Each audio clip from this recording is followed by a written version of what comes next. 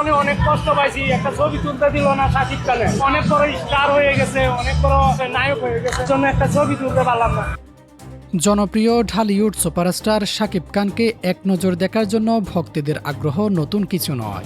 যেখানে যান সেখানেই হাজারো মানুষের ভিড় জমে যায়। সম্প্রতি এমনই এক অনুষ্ঠানে উপস্থিত ছিলেন কন্টেন্ট ক্রিয়েটর রিপন মিয়া। কিন্তু অনুষ্ঠানের শেষে ঘটে যায় এমন এক ঘটনা যা তাকে ভীষণ কষ্ট দিয়েছে। রিপন মিয়া জানান, তিনি কোনো সেলিব্রিটি হিসেবে নন, একজন সাধারণ ভক্ত হিসেবে সেখানে গিয়েছিলেন। তার একটাই ইচ্ছে ছিল প্রিয় নায়ক শাকিব খানের সঙ্গে একটি ছবি তোলা, কারণ চারপাশের শত শত মানুষ শাকিব খানের সঙ্গে ছবি তুলছিল।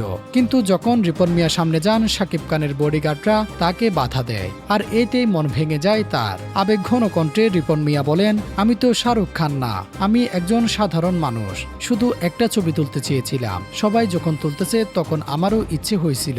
তিনি আরো বলেন, মনে অনেক কষ্ট পাইছি, ভাবলাম হয়তো স্টার হয়ে গেছে, বড় নায়ক হয়ে গেছে, তাই ছবি তুলতে দিল না, অথচ আমি তো শুধু একজন ভক্ত হিসেবে গিয়েছিলাম। রিপনের অভিযোগ, তিনি বারবার অনুরোধ করলেও বডিগার্ডরা তাকে সুযোগ দেননি। যদিও তিনি পরিষ্কারভাবে বলেন তার কোনো খারাপ উদ্দেশ্য ছিল না, তিনি শুধু স্মৃতি হিসেবে একটা ছবি রাখতে চেয়েছিলেন। ঘটনার পর সামাজিক যোগাযোগ মাধ্যমে বিষয়টি নিয়ে আলোচনা শুরু হয়েছে। কেউ বলছেন নিরাপত্তার কারণে হয়তো বডিগার্ডরা এমন করছে, আবার অনেকের মতে একজন ভক্তের আবেগকে আরো সুন্দরভাবে সামলানো দরকার ছিল, কারণ একজন তারকার সবচেয়ে বড় শক্তি তার ভক্তরা। আর একজন সাধারণ মানুষের কাছে প্রিয় তারকার সঙ্গে একটি ছবি শুধুই ছবিই নয়, সেটা অনেক সময় জীবনের একটা বিশেষ স্মৃতি হয়ে থাকে।